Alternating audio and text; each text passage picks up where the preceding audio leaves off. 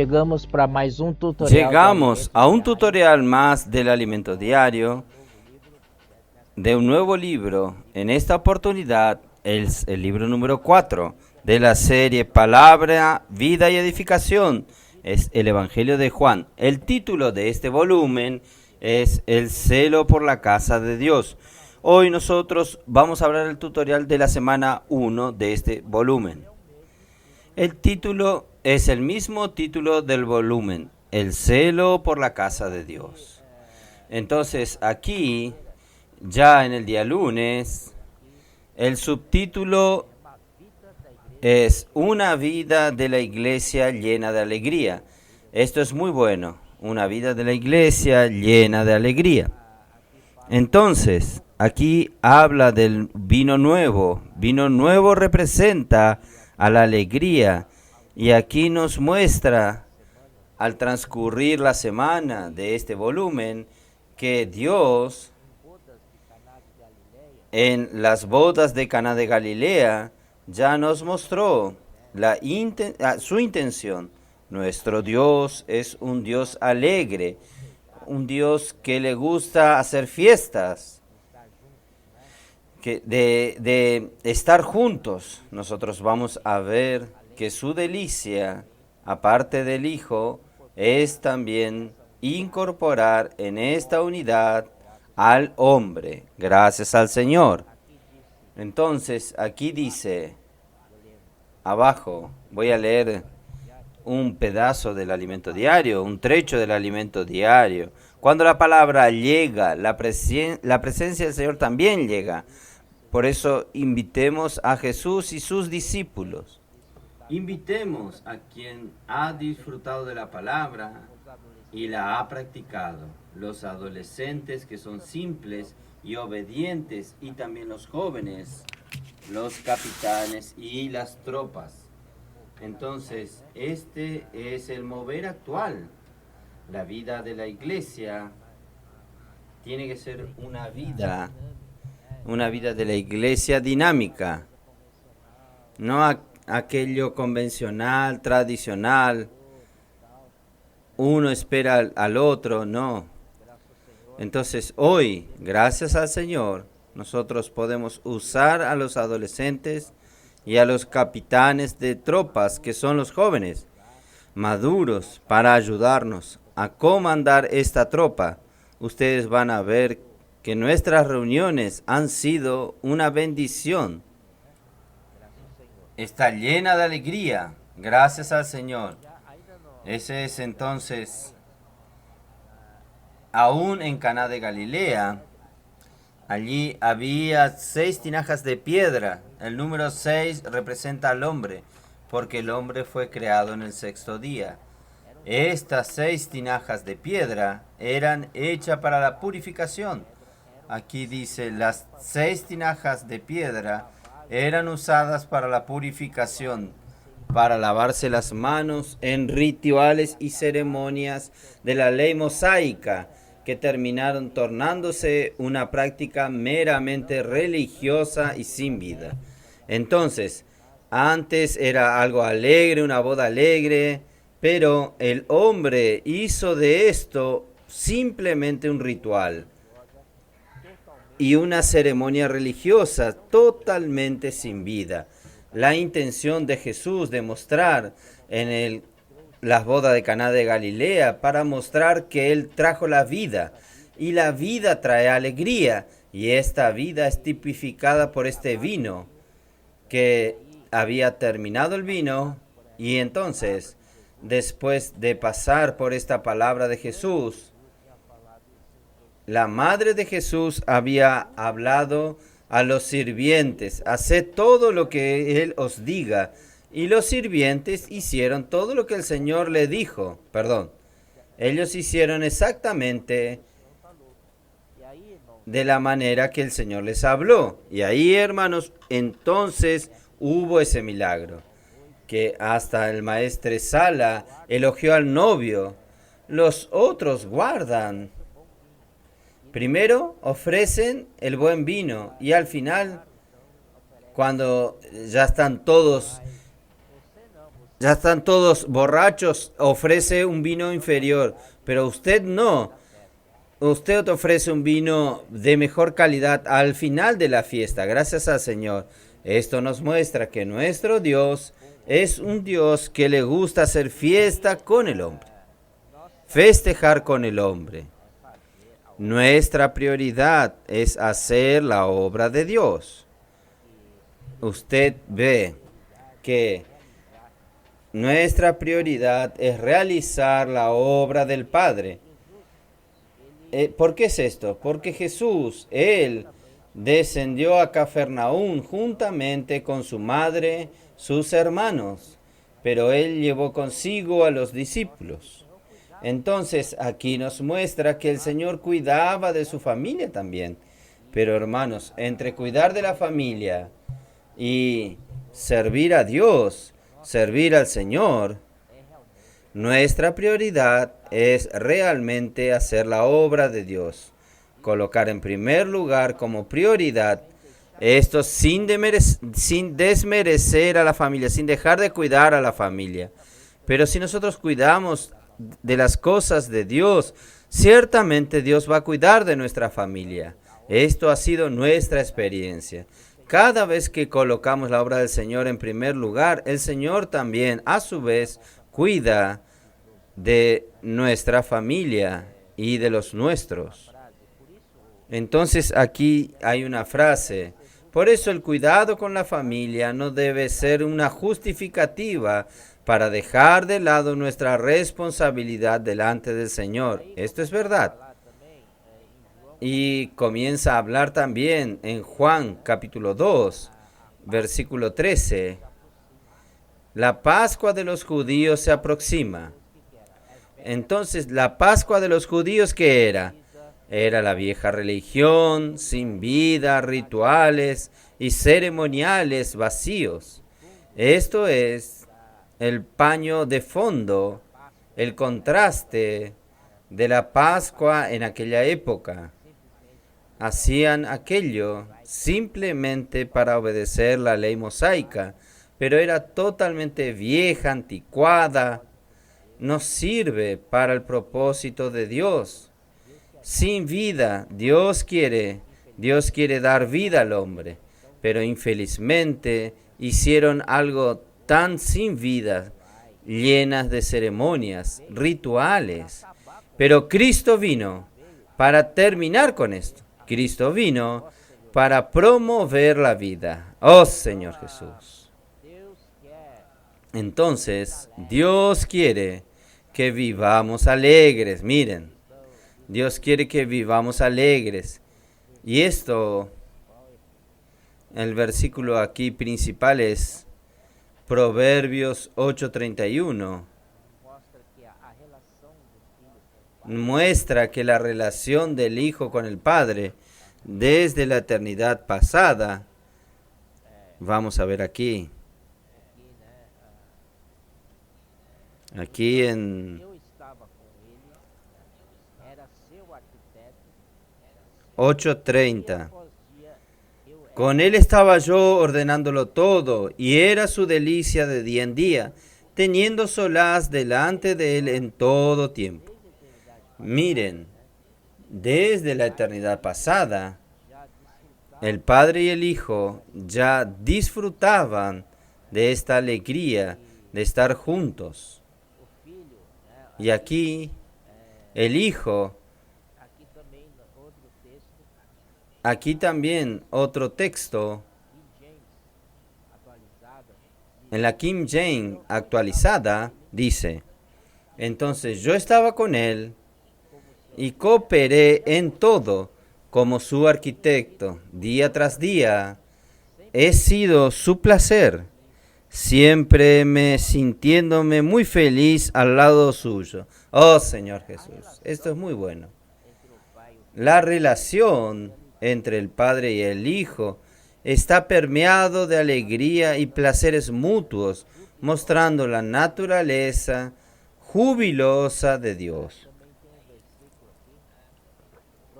También hay un versículo aquí, Proverbios 8:31, que dice así, me regocijo en las partes habitables de su tierra, y mis delicias son con los hijos de los hombres.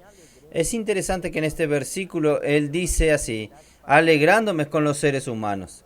Pero en la eternidad pasada el hombre no había sido creado aún.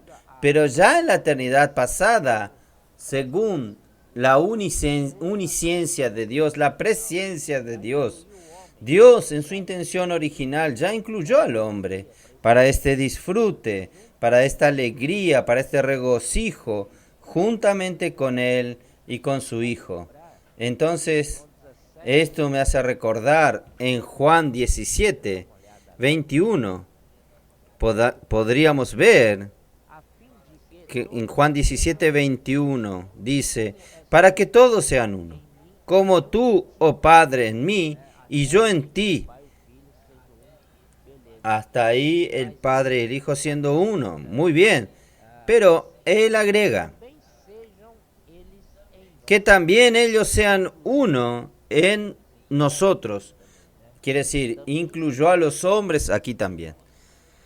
Para que sean uno en nosotros. Para que el mundo crea que tú me enviaste. Entonces el corazón de Dios es alegrarse juntamente con el hombre. Esto ya estaba desde la eternidad pasada. Dios tenía esta intención. Y hoy nosotros somos incluidos en la iglesia. Por eso esta alegría fue transferida a nosotros. Gracias al Señor. Nuestra vida de la iglesia no es algo pesado, no está llena de rituales, tradicionales, sino que tiene que ser algo vivo. Y tenemos condiciones para esto. Es solo estar en el Espíritu, disfrutando del Espíritu, de la palabra.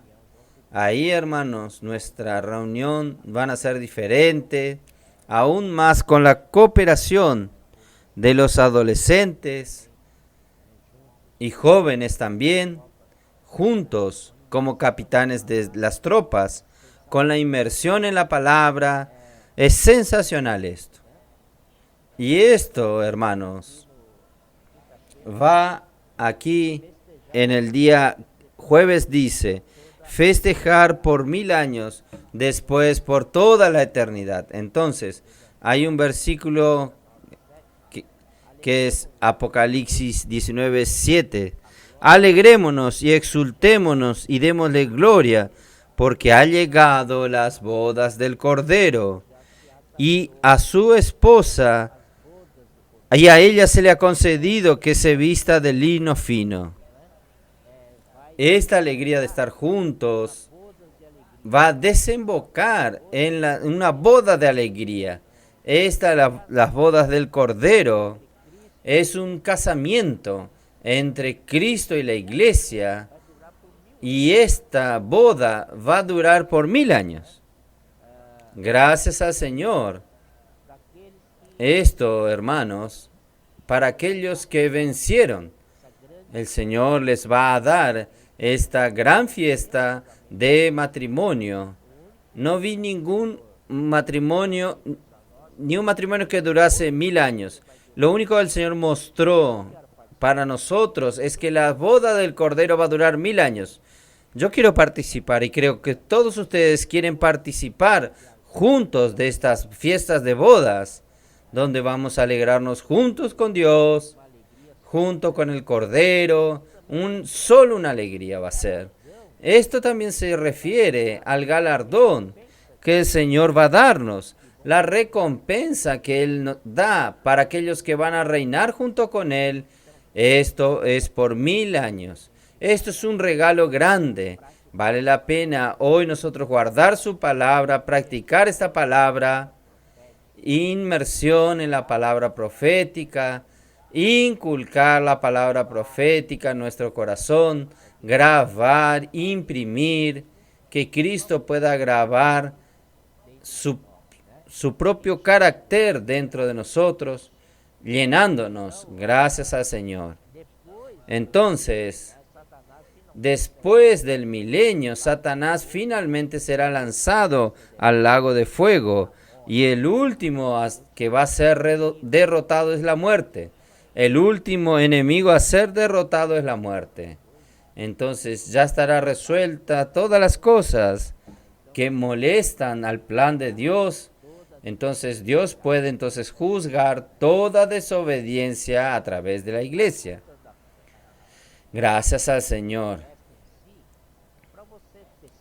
La fiesta en sí, para que usted festeje y disfrute, usted necesita de la justicia.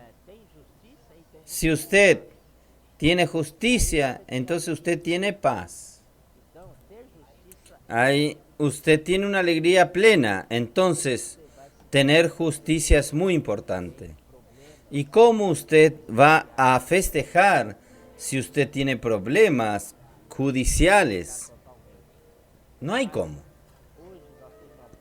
alegrarse totalmente, no puede. Pero hoy nosotros tenemos una buena noticia. El Señor murió por nosotros.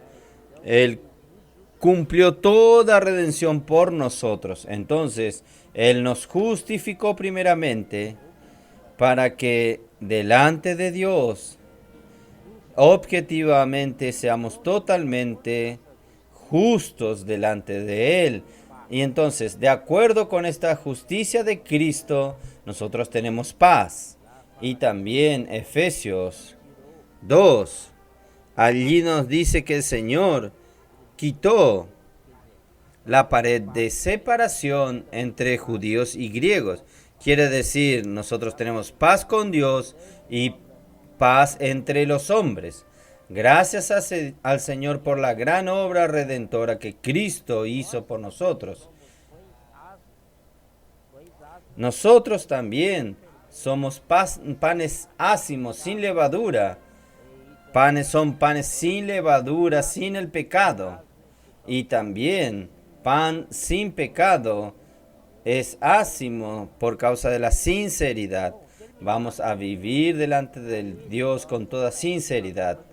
Terminado el milenio, entonces, nosotros entraremos en la nueva Jerusalén, el nuevo cielo y la nueva tierra, nueva Jerusalén.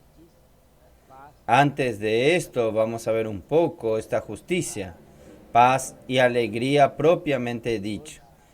Esto está en Romanos capítulo 14, 17. Porque el reino de Dios no es comida ni bebida, sino justicia, paz y gozo en el Espíritu Santo. Entonces, esta fiesta que nosotros estamos hablando no consiste en comida ni bebida. La fiesta humana es comida y bebida, comida física, bebida física. Pero esto pasa algunas horas y usted tiene nuevamente sed y nuevamente hambre. Pero nosotros estamos hablando no es de comida y bebida, sino que estamos hablando de justicia, paz y alegría en el Espíritu Santo. Gracias al Señor. ¿Cómo hacerlo? En Colosenses 3:16 dice así: habite ricamente la palabra de Cristo en vuestros corazones. Entonces, vamos a dejar que Cristo habite ricamente en nosotros, para que entonces podamos manifestar esta justicia, paz y alegría en el Espíritu Santo. Y esta justicia no es solamente objetiva, sino también subjetiva. No es algo que Cristo hizo por nosotros exteriormente, sino Cristo continúa haciéndolo, trabajando la justicia dentro de nosotros. Gracias al Señor. Esto es justicia subjetiva. Y Cristo es nuestra paz. Cristo es nuestra justicia. 1 Corintios 1:30, Efesios 2:14. Cristo es nuestra justicia. Estamos en paz con Dios y también derrumbó la pared de separación entre los hombres. Gracias al Señor. Y entonces, hermanos, hay algo que me gustaría demarcar. Yo creo que es sobre la inmersión. al inmergir en la palabra, experimentamos a Cristo como la vida, circulando como el Espíritu en nuestra comunidad. Es como la corriente sanguínea espiritual. En cuanto circula, ella realiza dos funciones simultáneas. Primero, elimina todas las impurezas de nuestra vida, removiendo toxinas espirituales como pecado y desobediencias. Segundo, Él nos alimenta con su realidad mediante los nutrientes de la palabra y la oxigenación, que cuando permitimos que su palabra y su vida circulen en nosotros. El resultado final de esto es la edificación de la iglesia. Amén. Dios y el hombre, juntos como una sola habitación. Finalmente, después del milenio, el Hijo entregará el reino para Dios y toda la desobediencia será castigada y juzgada y resuelta. Satanás lanzado en el lago de fuego. Ahí el Hijo va a entregar el reino al Padre. Y esto está en Apocalipsis 21:3. 21:3, que nos dice así: y oí una gran voz del cielo que decía: He aquí el tabernáculo de Dios con los hombres, y Él morará con ellos, y ellos serán su pueblo, y Dios mismo estará con ellos como su Dios. Aquí,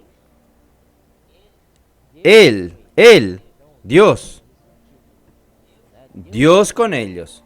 Entonces, el Dios con ellos es un título. Dios con ellos, habitará con ellos, y ellos serán,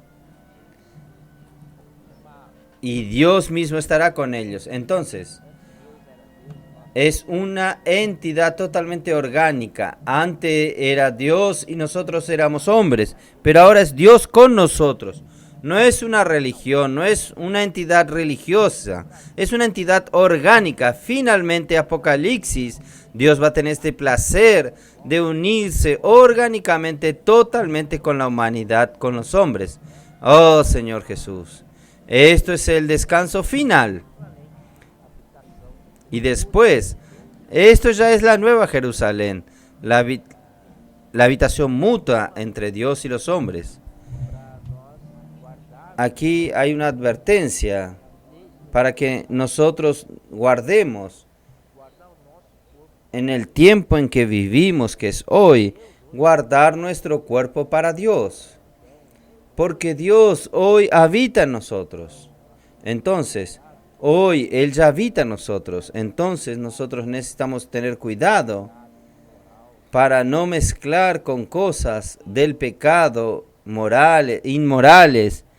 Nosotros, aquí en 1 Corintios 6:16 dice esto: ¿O no sabéis que el hombre que se une a la prostituta forma un solo cuerpo con ella? Porque dice, los dos serán una sola carne. Cuando nosotros cometemos inmoralidades o fornicación, hermanos, entonces nosotros nos unimos, se une, dice aquí, a la prostituta, a la ramera. Entonces usted se torna una carne con ella. Entonces todos los pecados de ella, usted los adquiere y Dios condena esos pecados. Entonces es el único pecado que trae perjuicio para nosotros. Entonces debemos tener cuidado. En vez de esto, necesitamos huir de esta inmoralidad, de esta impureza. ¿Y huir cómo? Aquí hay un versículo 17 que dice así: pero el que se une al Señor, un espíritu es con Él. Oh Señor Jesús, siempre en la palabra, inmergiendo la palabra profética, guardando nuestra mente de pensamientos malos, uniéndonos al Señor en el Espíritu. Así practicando la palabra, saliendo a predicar el evangelio, practicando el colportaje. Esto va renovando nuestra mente. Gracias al Señor. Aquí el mismo título es el celo de la casa de Dios. Esto está en Juan capítulo 2, versículo 17. Entonces se acordaron sus discípulos que está escrito, el celo de tu casa me consume. Entonces, Salmos 69 también dice esto también. Vamos a ver, Salmo 69, 9. Porque me consumió el celo de tu casa. Entonces, este alimento diario de esta semana, este es el título. Vamos a hablar un poco de este título. Porque el celo de su casa me consume. Entonces, el Señor tenía celo, ardor, tenía una preocupación y se daba él todo para la casa de Dios. Pero cuando él fue en Jerusalén, fue al templo en Jerusalén, allí estaban un grupo de gente, de personas que transformaron la casa de Dios en aquella época en cueva de ladrones. Estaban los cambistas, los que vendían animales, preocupados en sus propios negocios. Entonces aquí dice en el capítulo 2:14.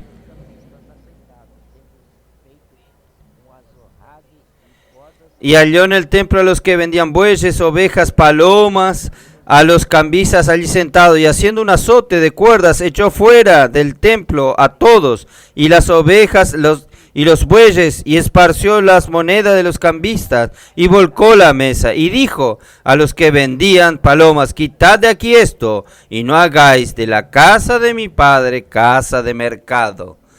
Hermanos, qué decepción cuando el Señor entró en la casa de Dios, en el templo en Jerusalén.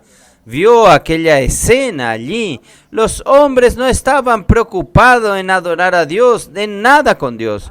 Ellos estaban preocupados en hacer sus negocios, cambistas, vendiendo animales. Oh Señor Jesús. Entonces, este celo del Señor hizo con que el Señor tomase un azote de cuerdas y derrumbase la mesa de los cambistas, expulsase a todos de allí. Esto es para demostrar el celo que debemos tener por la casa del Señor. Amén. Jesús es el Señor.